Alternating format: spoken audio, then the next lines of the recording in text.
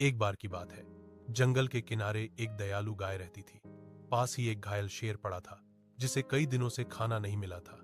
गाय ने उसकी हालत देखी तो डरने के बजाय उसे पानी और घास लाकर दी। धीरे धीरे शेर ठीक होने लगा। एक दिन कुछ जंगली भेड़िए गाय पर हमला करने आए, लेकिन शेर तुरंत वहां पहुंचा और उसे बचा लिया। गाय ने दया दिखाई थी और शेर ने उसका बदला दोस्ती से चुकाया। दोनों ने समझा कि अच्छाई हमेशा लौट कर आती है।